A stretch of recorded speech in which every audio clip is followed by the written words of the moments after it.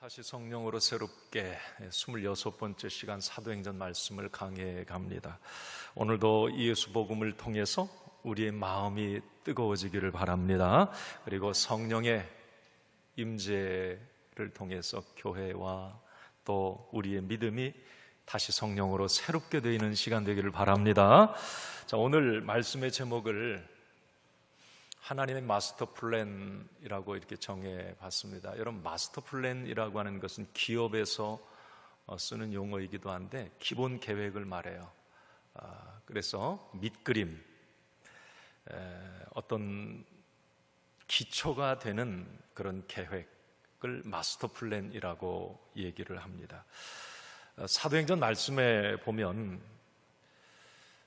하나님의 이 마스터 플랜, 기본 계획, 각본이 있다고 하는 것을 우리가 알게 됩니다. 물론 사도행전뿐만이 아니라 창세기부터 요한계시록 말씀 전체를 구속사적인 관점에서 보면 하나님의 어떤 각본이 있어요. 이 보이지 않는 기본 계획, 밑그림이 있습니다.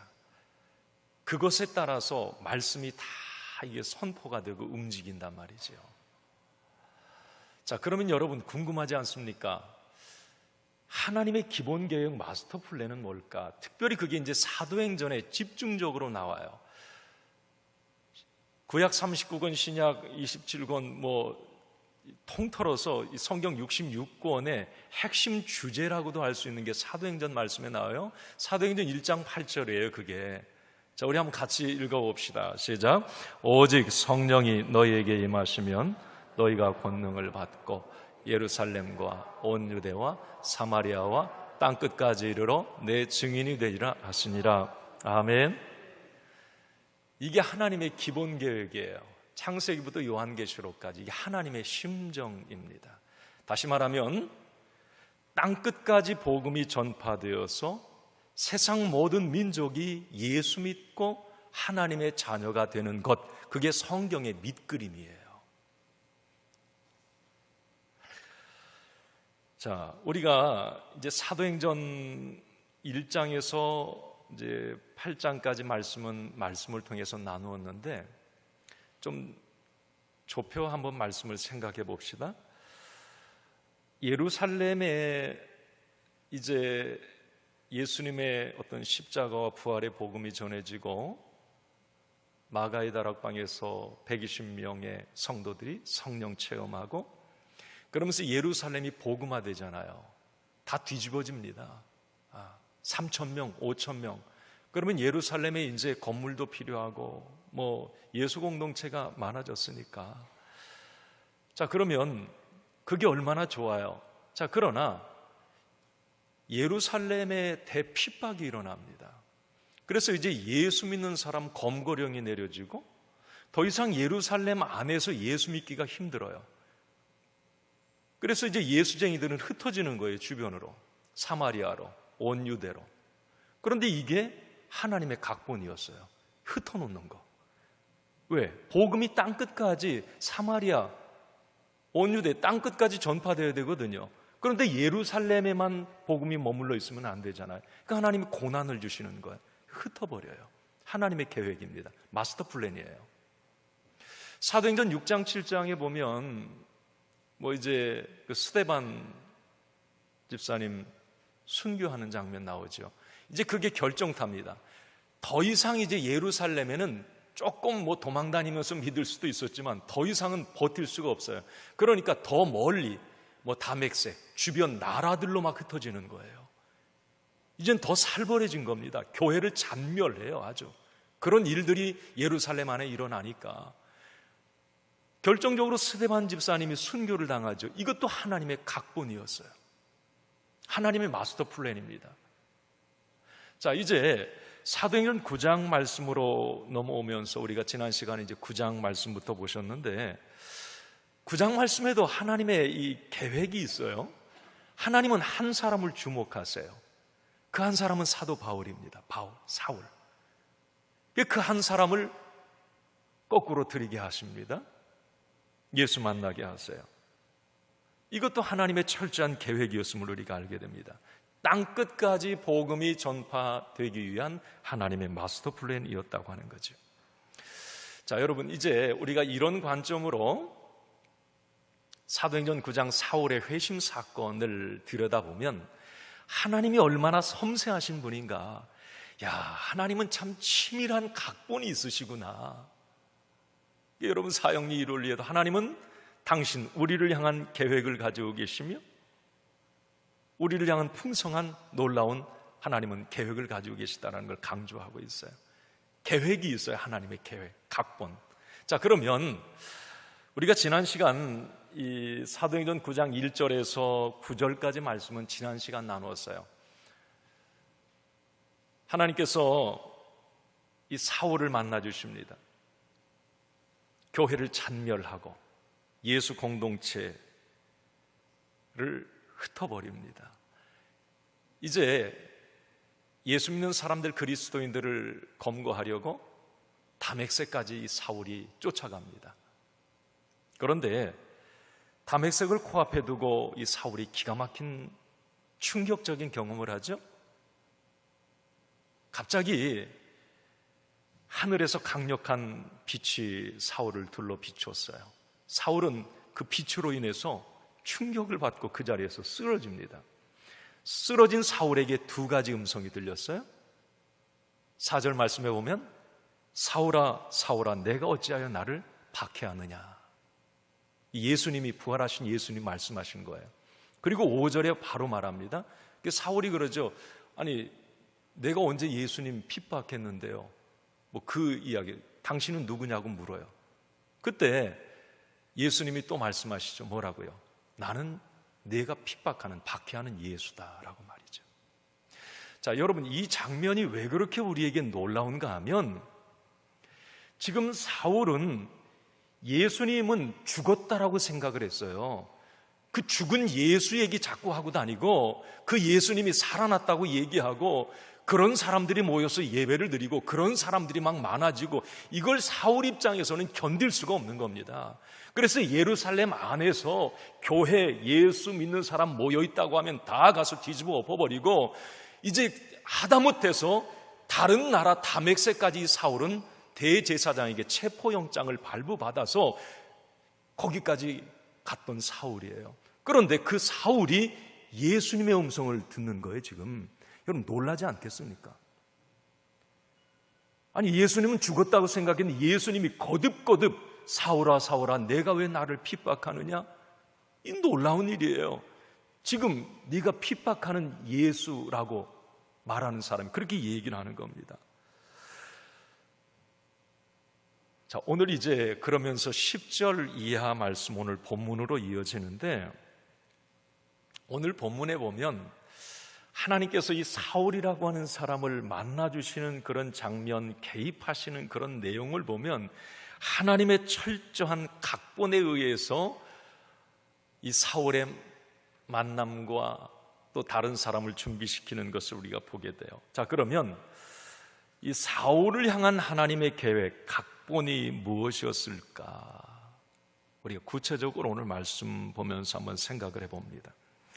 하나님은 먼저 사울의 변화를 위해서 한 사람을 준비해 놓으십니다. 이미 사울이 꼬꾸라지기 전에 하나님은 그 사울을 위해서 한 사람을 준비시켜요.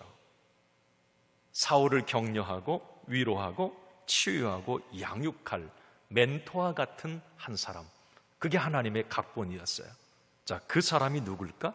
10절을 한번 같이 읽어봅니다. 자, 읽습니다. 그때에 다메섹에 아나니아라 하는 제자가 있더니 주께서 환상 중에 불러 이르시되 아나니아야 하시거늘 대답하되 주여 내가 여기 있나이다 하니. 아멘. 자, 여러분, 하나님이 사울을 위해서 준비한 사람이 누굽니까? 여기 오늘 아나니아라고 하는 사람이에요. 여러분, 아나니아 어디서 들어봤어요? 여기 오늘 말고 사도행전 5장에 보면 그 밭 팔아서 베드로 앞에, 사도 앞에 놨다가 이 속여가지고 성령 속인 대가로 죽었던 사람이 아나니아예요. 그 아나니아가 아니에요. 오늘 아내하는 그 사람은 이미 죽고 없어요. 오늘 이 사도행전 9장 사울의 회심에 결정적 역할을 하는 이 아나니아는 다른 사람입니다. 자, 그러면 여러분, 아나니아가 누굴까 좀 궁금하죠? 성경에 이 아나니아에 관한 기록은 없습니다. 오늘 사도행전 9장 이외에 한 곳 더 있는데, 그것은 간접적으로 이 사울이 나중에 변화되어서 바울이 된 다음에 유대인들 앞에서 자기의 회심 간증을 할 때 아나니아를 한번 언급을 하긴 합니다. 아나니아가 누군지 성경 많은 곳에 없다는 얘기를 드리는 거예요. 그런데 오늘 본문 10절과 사도행전 22장 12절 바울이 간증할 때 한 이야기를 한번 같이 읽어봅시다. 시작. 율법에 의하면 경건한 사람으로 거기 사는 모든 유대인들에게 칭찬을 듣는 아나니아라는 이가. 자, 여러분, 아나니아가 누굴까? 그럼 여기서 우리는 이제 짐작을 할 수 있어요. 아나니아는 이런 사람이다. 자, 첫째, 아나니아는 다메섹에 살고 있었다. 이거 알 수 있습니다. 오늘 10절 말씀에 보면 그때에 다메섹에 아나니아라 하는 제자가 있더니 그렇게 돼 있죠. 여러분, 다메섹은 이스라엘이 아니에요. 다른 변방 나라입니다. 지역에 로마 통치하에 있었던 다메섹. 자, 그곳에 이 아나니아가 오랫동안 살고 있었던 것 같아요. 단순히 핍박 때문에 이주한 사람은 아니에요. 오래 거기에 거주하면서 살았어요. 이유는 모르겠어요. 자, 두 번째는 이 아나니아가 어떤 사람이었는지 아까 사도행전 22장 12절 상반절에 보면 율법에 의하면 경건한 사람으로 그렇게 돼 있어요. 이 말은 다시 말하면 이 아나니아는 율법의 기준으로 볼 때 완전하고 아주 경건한 삶을 살았던 사람, 이게 하나님 말씀대로 살았던 사람이에요. 그게 아나니아였어요. 그리고 세 번째는 다메섹에 살고 있었던 많은 유대인들이 있었어요. 그 유대인들에게 칭찬을 받는 사람이었다라고 성경은 얘기를 해요. 여러분, 제가 지난 시간에 말씀드렸죠. 다메섹 지역은 그 당시 유대인들이 많이 이주해서 살고 있었던 지역이에요. 좀 자유분방한 지역이었었거든요. 그리고 유대인의 회당도 30개, 40개 이 다메섹 지역에 있었고, 이 아나니아는 그곳에 유대인들과 섞여 살면서 경건하게 살았고, 그 유대인들이 이 아나니아를 존경했다고 말을 합니다. 잘 살았던 사람이에요, 멋있게. 그런데 오늘 가장 중요한 게 하나가 있어요. 그런 아나니아가 예수 믿는 그리스도인이었다라고 하는 거예요. 유대인만으로 남지를 않았어요. 예수님의 제자였다. 오늘 10절에 보면 다메섹에 아나니아라 하는 제자가 있더니 그렇게 말을 하고 있어요. 자, 결론적으로 오늘 사울의 회심에 결정적인 역할을 했던 아나니아, 하나님의 각본에 의해서 철저히 준비된 한 사람 아나니아는 다메섹에 살고 있었던 유대인이었고, 그 지역의 모든 유대인들에게 존경과 칭찬을 받는 사람이었고, 더 중요한 것은 예수 그리스도를 믿는 제자였다. 예수쟁이였다. 그리스도인이었다라고 하는 겁니다. 자, 여기서 이제 이 준비된 한 아나니아라고 하는 이 사람을 오늘 깊이 말씀을 묵상하면서 많은 은혜를 받아요. 감동을 받습니다. 왜 그러느냐면 여러분 보세요. 사울의 회심에 결정적인 역할을 했던 그 아나니아는 성경에 잠깐 등장하지만 가장 큰 영향력을 나타냈던 사람이에요. 다메섹이라고 하는 변방에 살고 있었지만 끝까지 믿음의 절개를 지켰던, 영안이 열렸던 그리스도인 중에 그리스도인이었어요. 더 나아가서 바울이라고 하는 위대한 사도의 탄생에 가장 큰 도움을 주었던 사람입니다. 자, 오늘 본문의 이 아나니아를 잠깐 여기 한 절 나왔다고 얕잡아 봐서는 절대 안 된다는 거예요. 그분이 행했던 그 일이 엄청나다는 겁니다. 보석 같은 사람이에요. 정말 귀한 사람이 이 아나니아예요. 자, 여러분, 아나니아를 보면서, 이런 모습을 보면서 이런 질문을 던져봅니다. 세상 사람들은 어디서 사느냐 참 중요하게 생각을 합니다. 그죠? 서울에 사느냐, 지방에 사느냐, 서울에 살아도 강남 사냐, 강북 사냐, 강남 살면 좀 뭐 어깨 힘 주나요? 어디 사느냐 중요하게 생각하더라고요. 어떤 차 타고, 어떤 옷 입고, 어떤 직업을 가졌느냐, 이것으로 남들과 비교하면서 자기 존재를 확인하고 다른 사람을 평가하기도 합니다. 이런 외형적 스펙, 이력을 통해서 그 사람 성공했다, 실패했다, 이렇게 평가를 하기도 합니다. 물론 그럴 수도 있어요. 이런 부분들이 중요한 부분일 수도 있습니다. 자, 그러나 그렇다 손 치더라도 우리 그리스도인들은 기준이 좀 달라야 하지 않겠는가? 아나니아를 보면서 깨닫게 되는 거예요. 여러분, 우리 믿음의 사람들이 어떤 사람입니까? 이 땅의 소망을 두기보다도 천국의 소망을 두고 사는 사람들이에요. 영혼을 사모하면서 사는 사람들. 그렇기 때문에 우리 그리스도인들에게는 세상 사람들이 중요하게 생각하는 것, 그것 인정하면서도 우리 믿음의 사람들은 하늘의 영적 가치, 영적 기준을 분명히 갖고 살아야 된다는 말이에요. 아나니아를 보면서 깨닫게 되는 겁니다. 자, 그러면 우리는 이런 질문을 한번 끊임없이 던져봐야 돼요. 그 하나가 뭐냐면, 나는 누구인가? 라고 하는 이 질문, 이거 계속 던져야 합니다. 좀 실존적인 질문일 수도 있어요. 예를 든다면 그거예요. 포장된 남이 나를 어떻게 보느냐? 와, 당신 뭐 큰 집에 살고, 와, 참 외형적으로 보기에 와, 대단합니다. 이것 말고 실존적인 질문이에요. 내 속사람, 원래 나의 모습이 어떻느냐, 이 부분을 질문하는 거예요. 계급장, 스펙, 이력 다 뺀 진짜 나의 모습은 어떤가? 아나니아에게는 주변이 없어요. 계급이 없어요. 아무것도 없어요. 그러나 그는 가장 보석 같은 사람이었어요. 그렇게 인생의 족적을 남겼어요. 또 하나, 여러분, 우리가 아나니아와 같은 정말 영향력 있는 삶을 살기 위해서는 두 번째 이런 질문을 던져봐야 돼요. 그러면 하나님 앞에서 나는 누구인가? 라고 하는 이 질문이에요. 하나님 앞에서. 이건 다시 말하면 지금 나는 하나님이 기뻐하시는 것을 추구하고 있는가? 진짜 겉과 속이 하나님 자녀 맞는가? 그리고 확실히 구원과 영생과 천국을 지금 소유하고 있는가? 라고 하는 영적 가치, 영적 자원들에 대한 이 질문을 던져야 합니다. 외형적인 부자 말고 영적으로 나는 지금 부유한 사람이 맞는가? 하나님이 원하시는 것을 지금 가지고 풍성한 삶을 그것 때문에 누리고 있는가? 이 질문이요.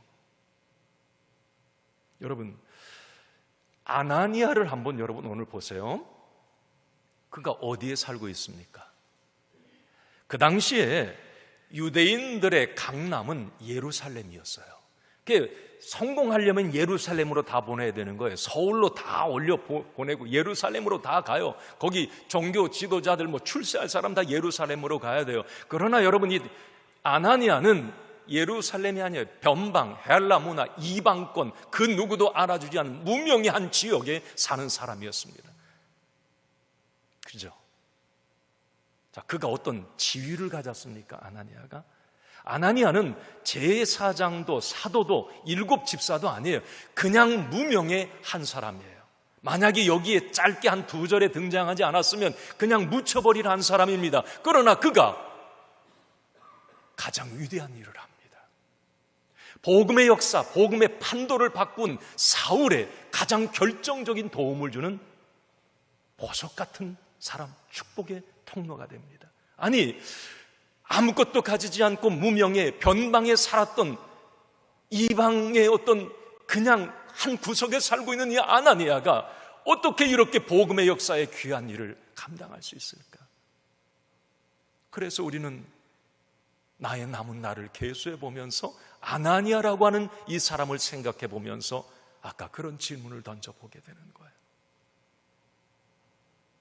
진짜 나는 누구인가? 하나님 앞에서 잘 살고 있는가?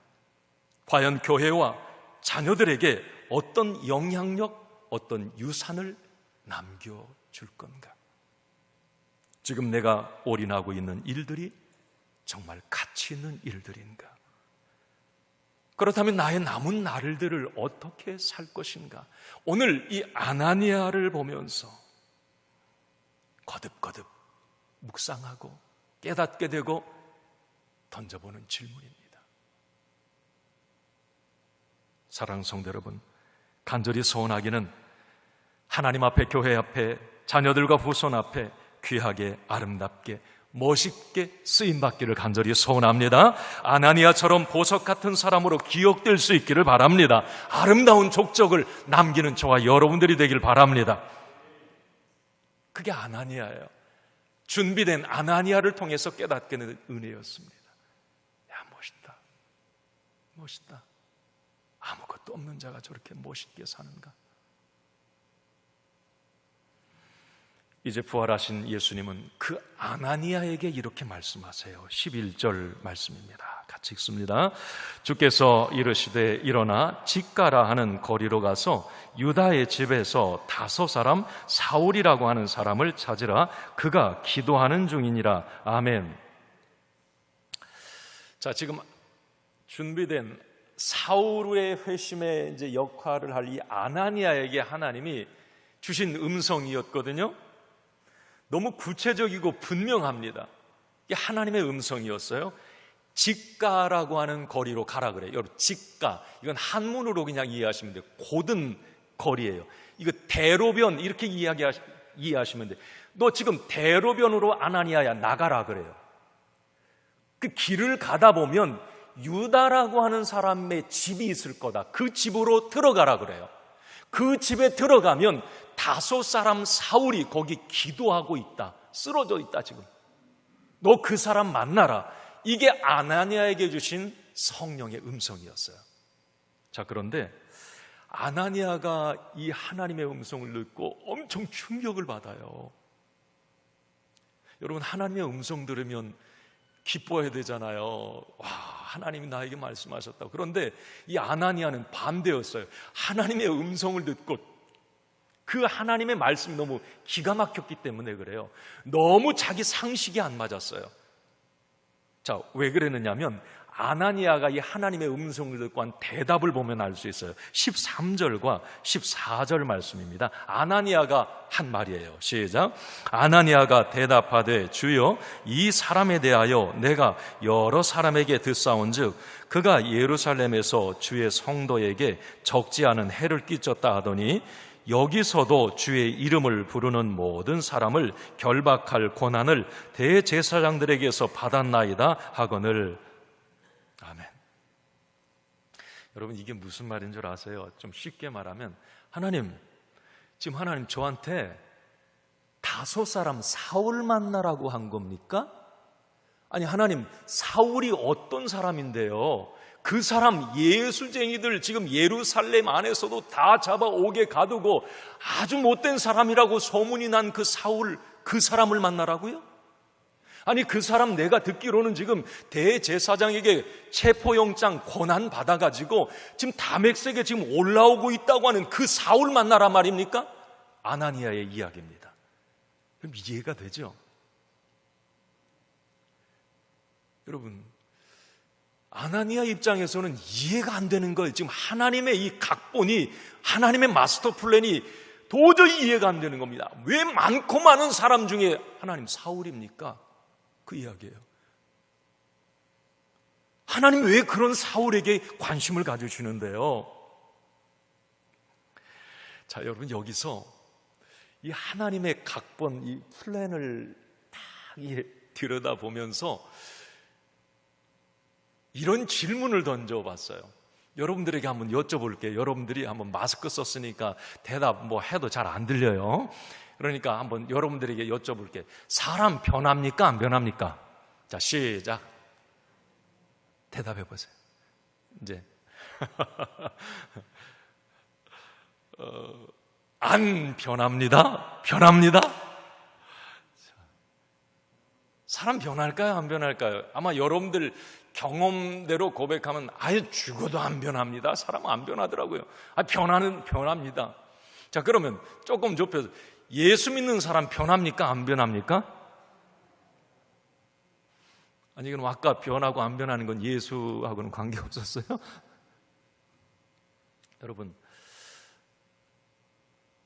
사람 변해요. 여러분, 예수 믿고 안 변하신 것 같습니까? 지금 예수 믿고 변해서 이 정도예요. 아시겠습니까? 만약에 한번 생각해 보세요. 저를 한번 돌아봐요. 내가 예수 안 믿었으면 나 형편없는 사람 됐을 거야, 아마. 지금 예수 믿고 살아서 지금 이 모양이에요. 이 정도야, 이 정도. 예? 예수 믿어서 변한단 말이죠. 왜 제가 이런 말씀을 드리느냐면, 사울이라고 하는 이런 강팍한 사람이 예수님 만났다면 이 세상에 예수 만날 사람, 못 만날 사람 한 명도 없고요. 사울이 예수 만나서 180도 사람이 바뀝니다. 기질은 안 바뀌어요. 그러나 다듬어지고 좋은 쪽으로 그 기질이 쓰임받는 거예요. 사울이 180도 변합니다. 여러분, 사울 사진 좀 한번 보여주세요. 이 변한 이 사도 바울 사진이 있거든요. 저 여러분 성지순례 가면 뭐 벽화에도 막 그려 있고 저게 사도 바울, 사울의 모습이에요. 최원석 장모님 좀 닮았네. 저기 지금 보니까 깜짝 놀랐네. 지금 성가대석 보다가 여러분 뭐 머리가 많이 빠졌죠. 공부를 많이 해서 그런가 봐요. 머리 쓸 일이 많아서 좀 마르고 날카롭죠. 네, 여러분 저 사람이 만약에 사울 예수 안 믿는다고 생각하면 저 사람 보세요. 와, 참 저렇게 날카롭고 그렇잖아요. 그런데 저 사람도 예수 믿고 여러분 세계를 뒤집어 놨어요. 신약 성경의 3분의 1을 기록했습니다. 물론 기질은 안 바뀌었어요. 날카롭고 예리하고. 그러니까 하나님 말씀 분석하며 예리하게 써내려가는 거예요. 여러분 변합니다. 변했어요.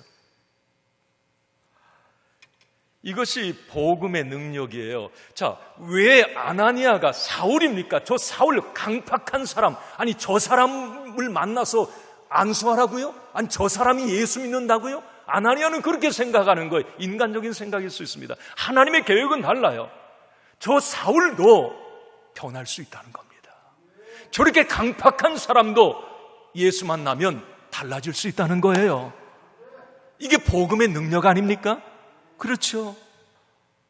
여러분 진짜 복음, 찐 복음 만나서 성령 만나서 이 세상 안 변할 사람 없습니다.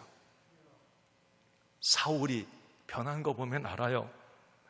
사실 여러분 우리가 이게 안 변하는 것은 그래도 지금 많이 변했어요. 여러분 감사하시고 그래 내가 조금 더 우리가 존 웨슬리 목사님처럼 성화의 과정에 있어요. 한 사람이 완전 홀딱 그냥 처음부터 180도 성인 되는 거 아니에요. 성화의 과정을 위해서 조금씩 다듬어지고 또 다듬어지고 그러면서 우리가 이 주님의 거룩함을 닮아가는 거예요. 자, 그런데 내가 좀 변했으면 좋겠는데 쉽게 변하지 않아. 여러분 그것은 주의 복음, 진짜 복음을 경험하지 못해서 그래요.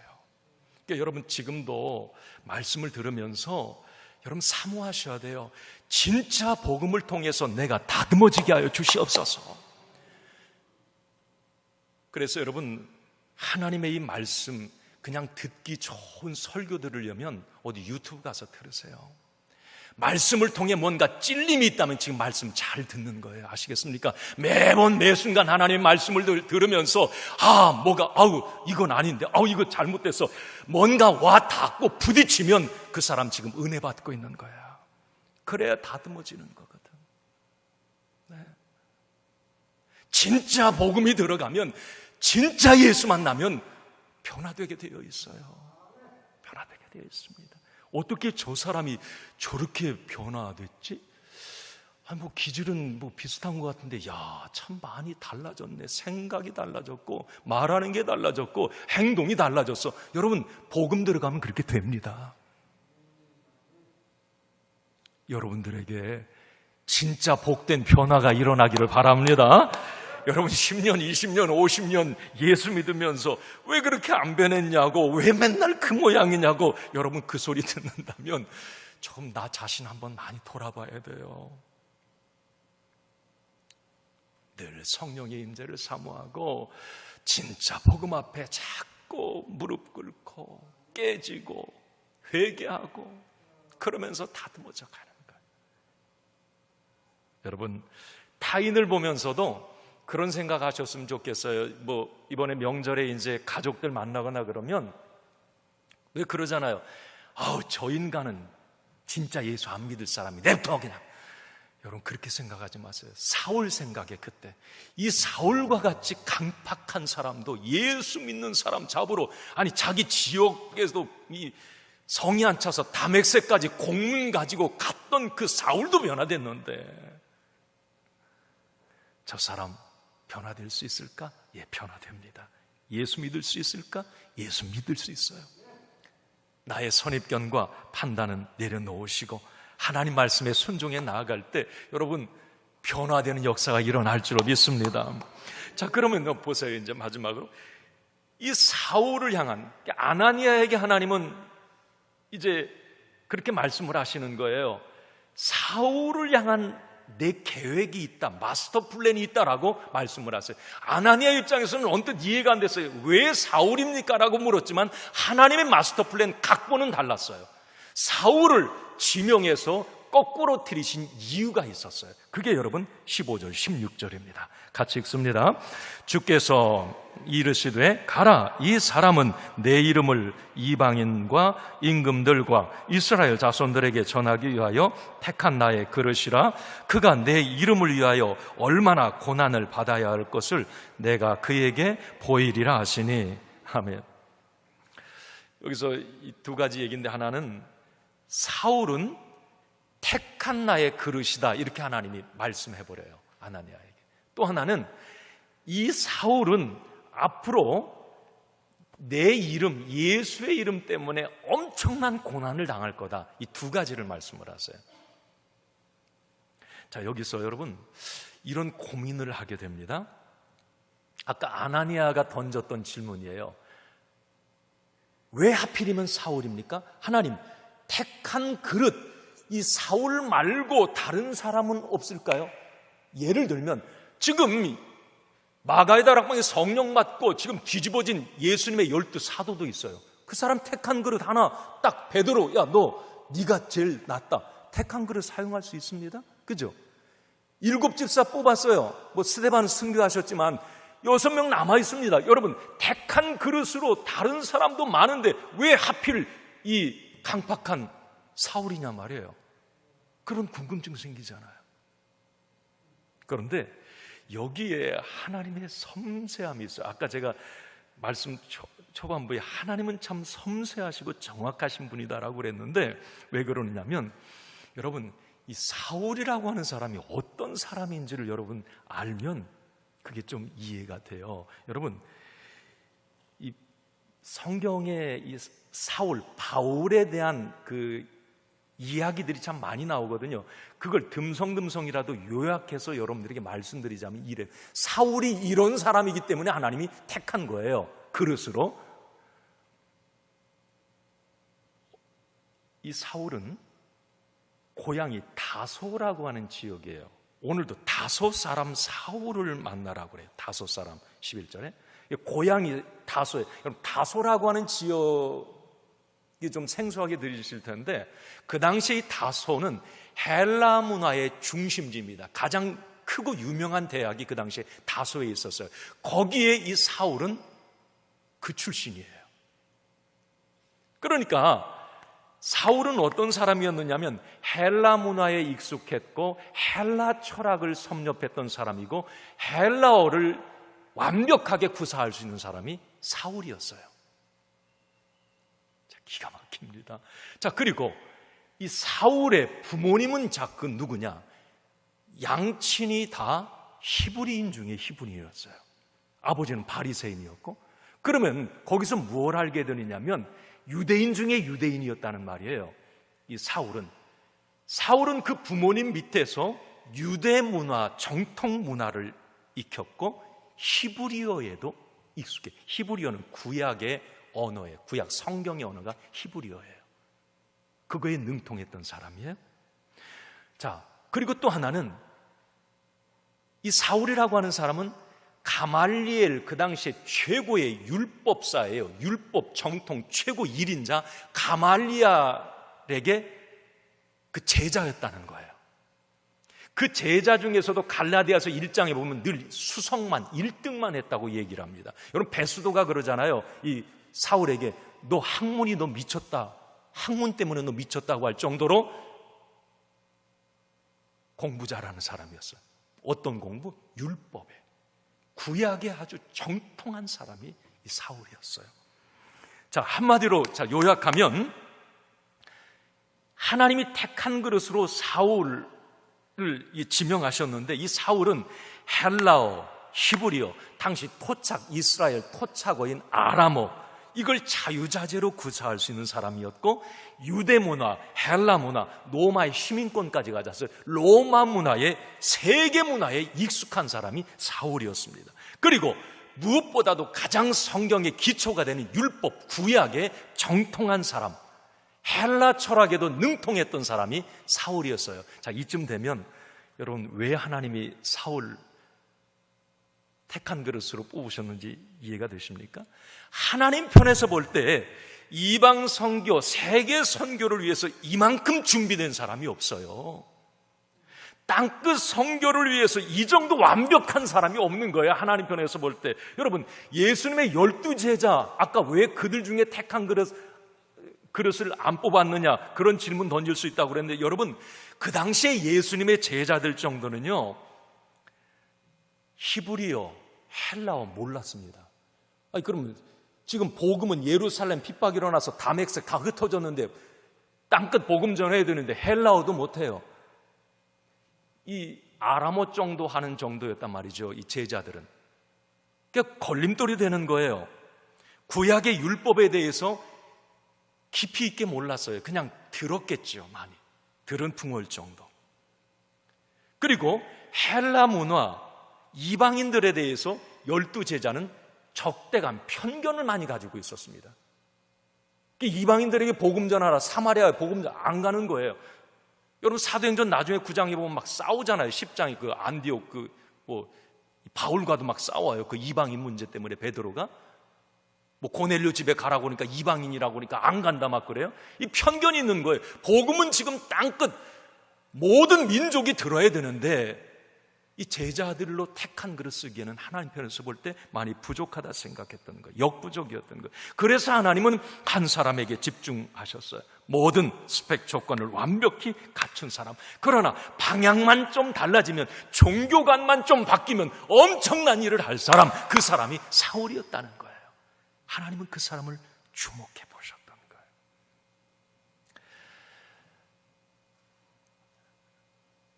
여기서 우리는 그런 은혜를 받습니다. 하나님은 참 정확하신 분이세요. 하나님은 나보다 나를 더 잘 아시는 분, 나의 모든 과거, 현재, 미래까지도 정확하게 알고 계신 분, 그분이 하나님이세요. 여러분, 오늘 이제 권면합니다. 하나님의 풍성한 계획 안에 여러분들이 있기를 바랍니다.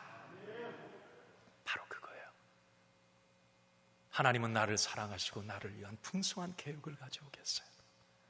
그 하나님의 계획 안에 있을 때 나의 모든 것들이 아나니아처럼 사울처럼 아름답게 쓰임받을 수 있는 거예요. 보석 같은 존재, 축복의 통로가 될 수 있는 거예요. 여러분, 이제 아나니아라고 하는 사울을 위해서 준비된 한 사람, 무명의 사람, 변방의 사람, 그러나 위대한 일을 했던 사람, 사울이라고 하는 사람, 강팍한 사람, 누가 저 사람이 예수 믿어? 저 사람은 죽어도 안 변해. 그러나 하나님의 능력으로 변화됐던 이 사울, 두 사람은 하나님의 역사에 너무 귀하게 아름답게 쓰임받았어요. 여러분, 우리가 하나님의 계획 안에 있을 때 하나님은 우리의 모든 장점도 단점까지도 아름답게 사용하실 줄을 믿습니다. 그래서 여러분들은 어디에 있든지, 여러분 그런 말 하잖아요. 있으나 마나한 사람, 있어서는 안 될 사람, 그런 사람 말고 여러분 어디에 있든지 꼭 있어야 될 사람. 아나니아가 그런 사람이었고 사울이 그런 사람이었어요.